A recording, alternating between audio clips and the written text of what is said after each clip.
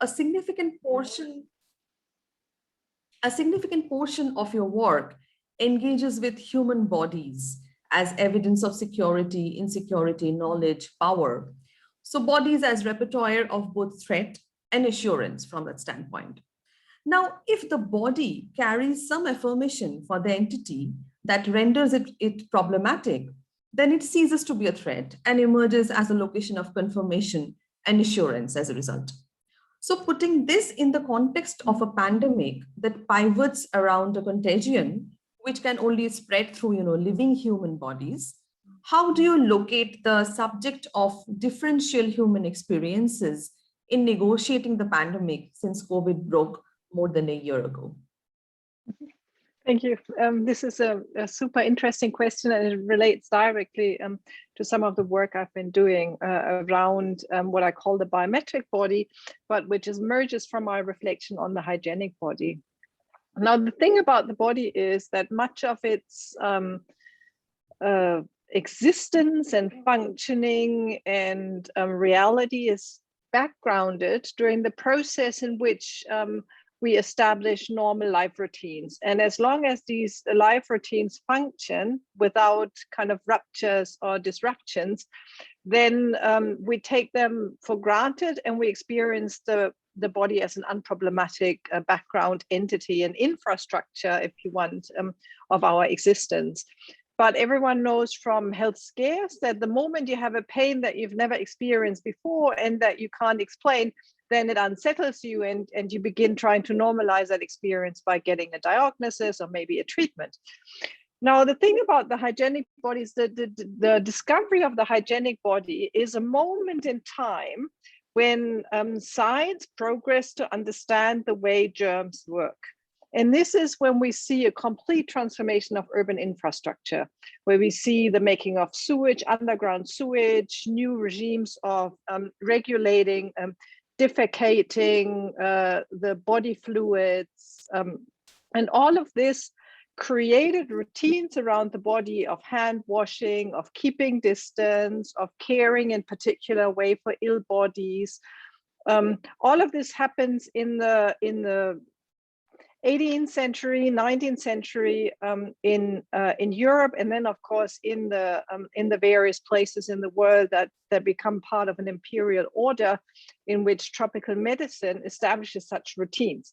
And they become normalized, but they are always problematic because the security we create through these disciplines is unperceivable. In other words, you just never, you have a sense of when you have kept the proper routines, when you feel clean, when you feel you have done everything that is necessary, but you can never be sure. It's simply kind of the routinization of having a shower, of washing your hands that make you feel secure. But the security, of course, breaks down when when this doesn't protect you. And when there is threat, and a sense of collective threat, not just individual threat, then very often social processes of discrimination set in place. In other words, it is not so, I mean, there's partly the responsibilization of the individual that you're supposed to do this and you're supposed to behave like this. But at the same time, very often the demarcation of the groups that are considered indisciplined or undisciplined. And very often these are people who are already discriminated against. And very often this discrimination is less of an analysis of their own precarious status, but discrimination against their so-called lack of discipline. So what we experience in our studies of COVID conditions is that people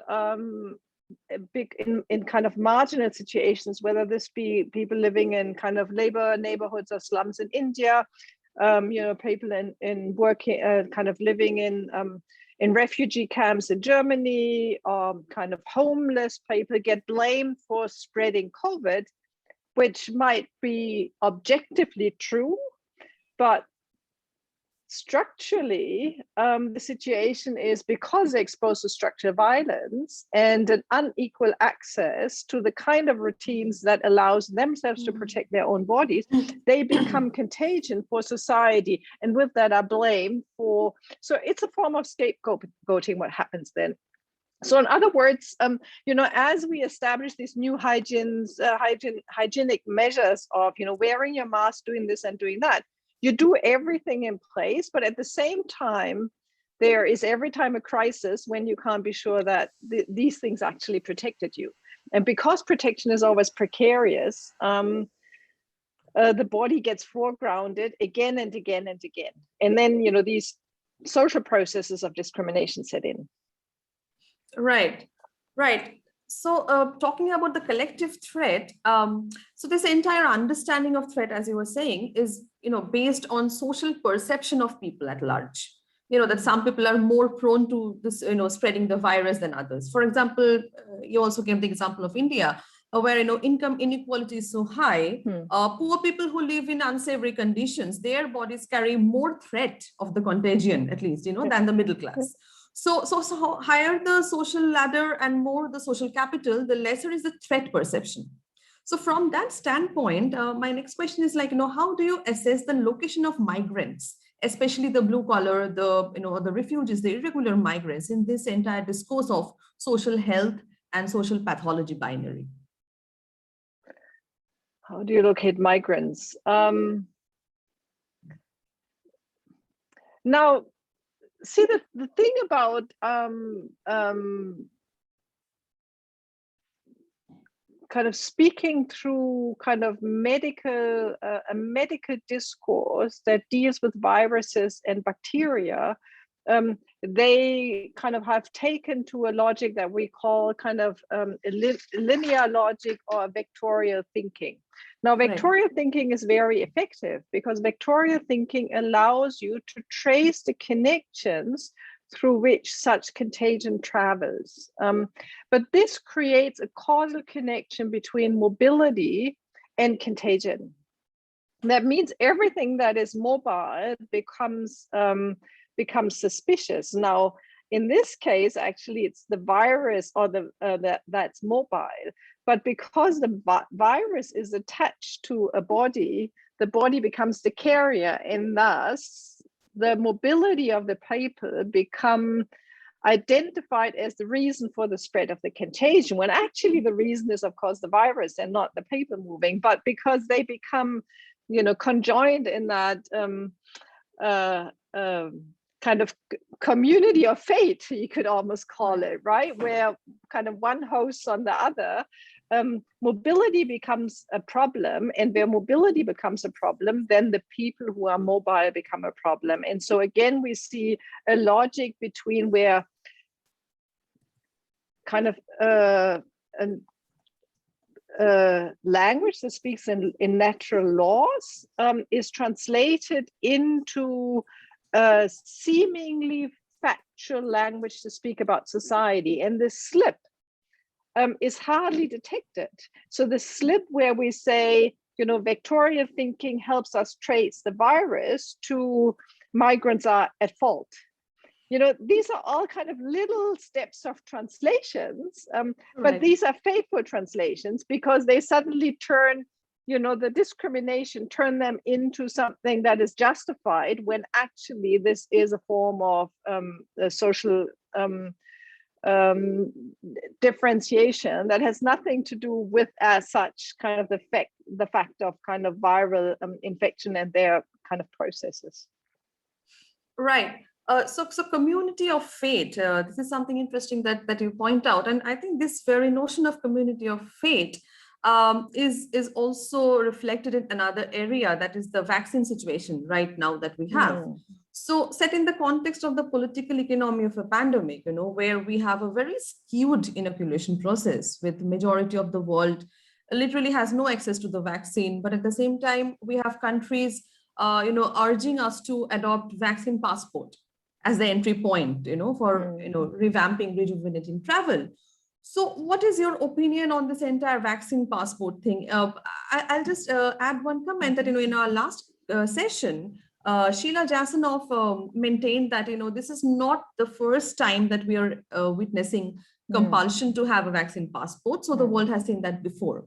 Now, while I do not disagree completely with her, but at the same time, do you think that, it is going to be just another health passport, or it will have longer and more defining implications, especially again, for irregular migrants, for refugees, for, more displaced people? Now, whether this has a long-lasting structural impact will depend on how the effect of the vaccine plays out. In the end, if the vaccine is very effective also against the mutations, then this will peter out, and we'll hear very little of it, just like the kind of HIV/AIDS pandemic has these moments of crises, but one can't say that they have massively impacted mobility, global mobility, although there was a time in history when that seemed to be the case, when one could hardly travel to any country without doing an HIV test. So in other words, the long-term impacts are yet kind of difficult to determine at this point. But border control, of course, is one of those moments or one of those places in which these discourses of the problematic body are manifest. Now, really, your question goes in two directions. One is the question of global equality, inequality, and the other one is about mobility and border control and the role of the nation state in this. Right. Now, equality, inequality, you see that we have a global debate, but also a national debate. And in Germany, it was quite virulent, in fact, because the vaccination project took off very slowly. Part of this was the way kind of these things were negotiated in the EU, but also partly because the German kind of political class had decided that they will go very systematically and bureaucratically along a line of priorities, starting with the oldest person and going through to the youngest. Now, this turned out to be very difficult to administer because at some point they couldn't actually dispense the amount of vaccine they had because people above 80 were not lining up quickly enough. So then starts a discourse, shouldn't it be, as quickly as possible, regardless, people could just come, whoever. And then a fine-grained negotiation started around, are we going slow and thereby prioritizing certain vulnerable populations, or are we going quick and regardless who's getting this? And then who is quickest and who is richest gets first.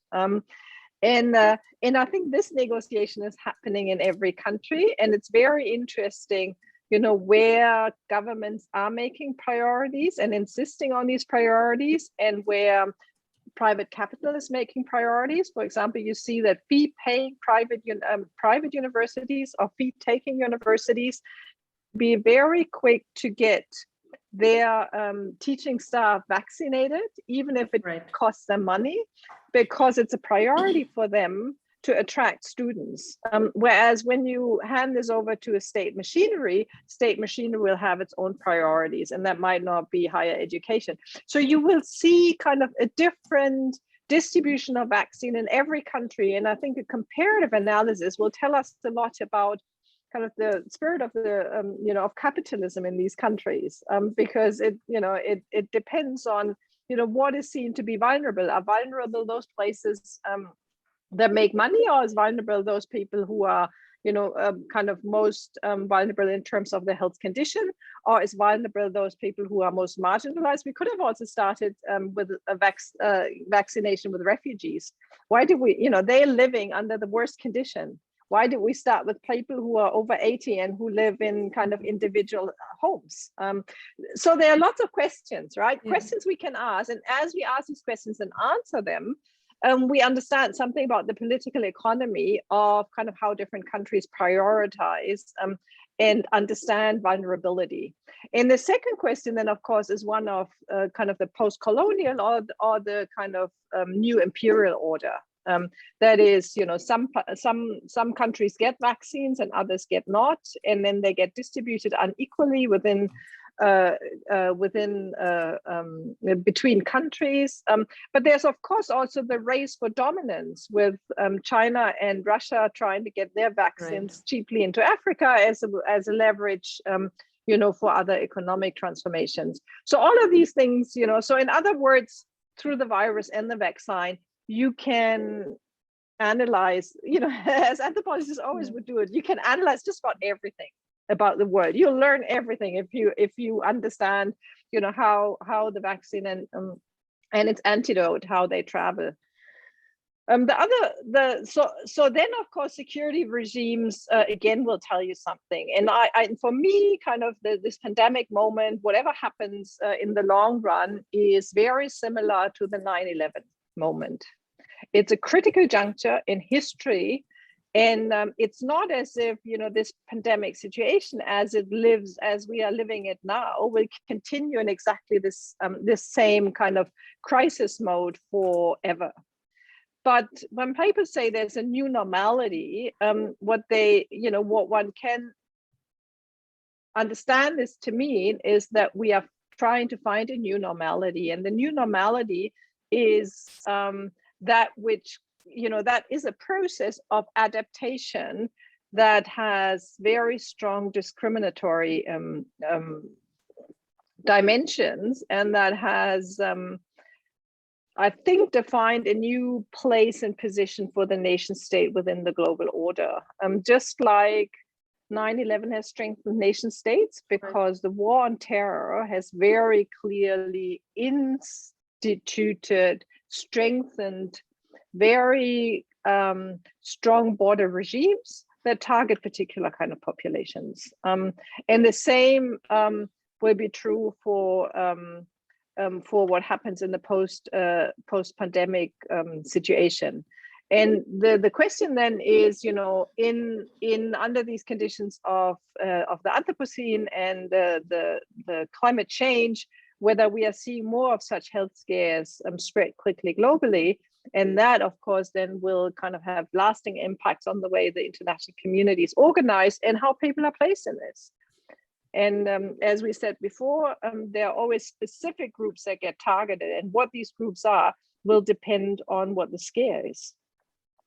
So that the male Muslim body is what some call the new black, right? I mean, this is the most problematic body. But in a post-pandemic situation, this might be, this might shift, to a new enemy, the enemy being the virus, but as we said before, comes in conjunction with a human being who then becomes targeted to the same discriminatory activities that we actually mean the virus, but we discriminate the person. Right, excellent point you raised, that the enemy being the virus, but the human embodiment will always keep shifting across time. I'm going a little back to what you said a little earlier in this answer, that refugees could have been the point of initiation for the vaccine process. Why didn't we start with them? Instead, in Germany, we started with the oldest population, and that may not have worked so far. Now, you also talked about how universities insist that their teaching staff be vaccinated before they can be moved in again. So in that context, between somewhere compulsory inoculation and total denial of access to vaccine, where would you locate those who can have access to the vaccine but chooses not to inoculate? So what kind of bodies do these people emerge as in a post-COVID situation then? These people, of course, have been around. But they are again highlighted in a new way because their refusal to submit their own bodies to a certain form of treatment seems to have implications for the community. So we've had people before who rejected cancer treatment or chemotherapy. We have kind of certain groups that believe blood transfusion is, not something humans should do, but that it's a fate of a person to die if God wants that person to die. So in other words, the refusal of treatment is a fairly common phenomena. Now, the refusal of treatment becomes problematic when it impacts the whole community. And in this case, of course, the scare is that if not enough people get vaccinated, then the virus will live on. And this, of course, is there are similar debates around TB, for example. Right. And also, for example, now the new debate that's kind of started by the World Health Organization, that maybe in the shadow of COVID, we see TB rising in India to a degree that might be extremely threatening and very scary, because this has been neglected, but is a highly infectious and a very virulent disease in India. So in other words, the problem is a double problem here. One is, as a modern citizen, you are expected to self-manage your health. And self-management is going with the dominant discourse and obeying by whatever kind of, science has to offer you as a proper behavior. If you refuse that, you seem irrational. Now, being irrational is still within your liberty. You can be dismissed as being irrational for taking homeopathic medicine, or for doing this, or for doing that. But then there are some actors who say, we actually have to forbid this. And the reason for this is that you are, as a human being, are expected to care for yourself in a way that maintains your, vitality and your ability to contribute positively and as a citizen. At the same time, when a community is involved, then this becomes kind of more scary, because then the question is, do you have a duty towards others to prevent the disease from spreading? And there's, of course, in other diseases, for example,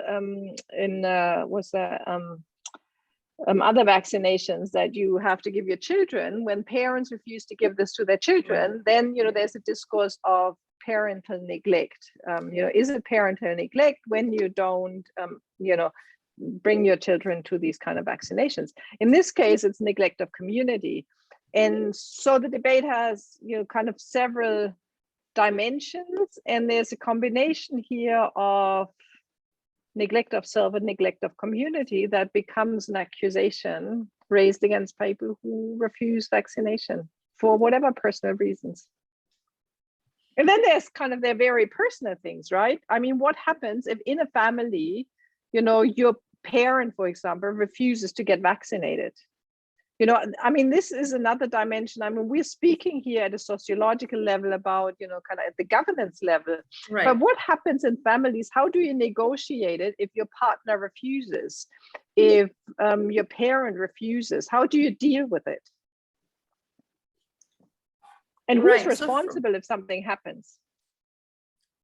Right. So as you were saying, what I understand that, from a very personal perspective of this decision making regarding the vaccine, to a larger political cause of where communities, responsibility become really relevant.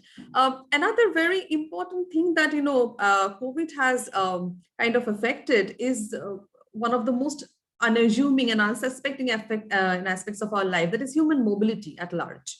Now, we have had several discussions as to how mobility will be restructured, reorganized in a post-COVID future. But I'm also very curious to ask you that in terms of transnational migration, where do you see that, what kind of shifts do you see in the discourse of transnational migration in a post-pandemic future?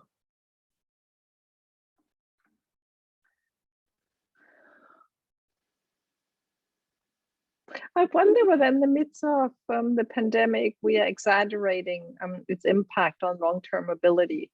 I think that, the reasons that have rendered lots of people mobile, I think short-term migration or in fact kind of, short-term travel might in fact, be reduced for several reasons.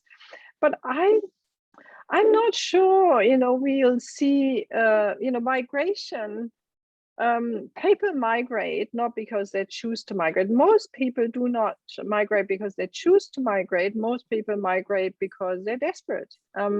Economically desperate because their social situation, the political situation, all kinds of discrimination. So when you look at the labor class in urban cities, then most of them are not there because they don't like the village. They long for the village. They go back there every time they can, because that's where they feel a sense of relief and relaxation, and feel whole as humans.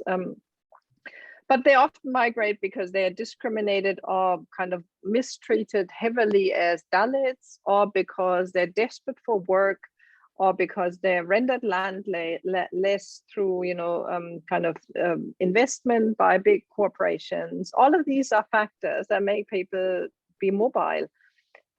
And honestly, I don't think a virus is going to stop them. And similarly, international migration. I mean, the kind of borders people have been facing and overcoming in order to, realize, their aspiration, or maybe even kind of reduce their desperation. Just in comparison to, the border between US and Mexico, or between Europe and Africa, in comparison to, the heavy arming of these borders, the virus seems minor, maybe. I mean, it sounds like a cynical formulation, but it's not meant like this. I mean, it is, it's just one of those things in the mix. All right. So in terms of the already existing border issues and geopolitical problems, the virus might not be the last thing that, challenges us to travel and migrate.